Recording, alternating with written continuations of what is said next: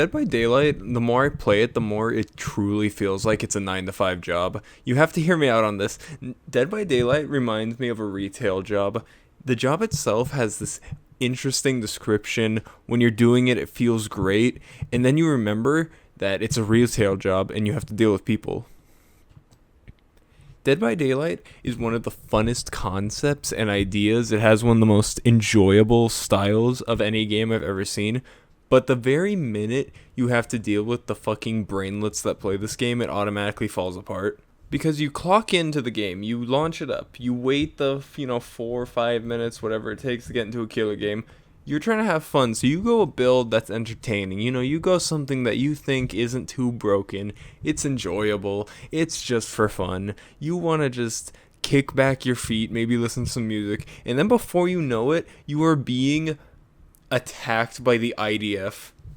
The amount of survivors that have absolutely no fucking sense of enjoyment in the world is it's statistically improbable, but it's very much real. I swear to you, a lot of survivors have to feed off of like the emotion that you exuberate from the amount of anger you feel toward them. And it's not any better when you play Survivor, because all of a sudden if you pick Survivor, your teammates are all crayon sniffing like Marines.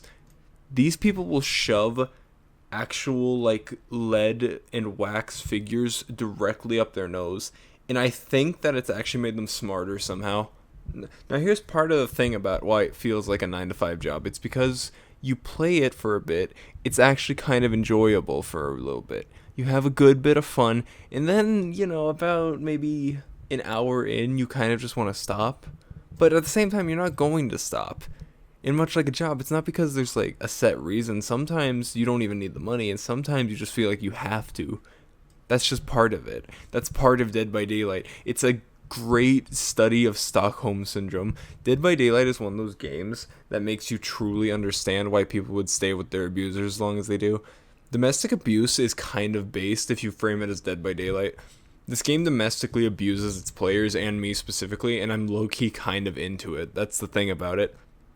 Dead by Daylight is like getting your ass pounded 18 times a day. Eventually, you kind of learn to love it, Like, eventually, when the pants come down and the oiled up chimpanzee walks into the room, you're like a little bit excited after the, 18 days in a row of it happening 37 times a day.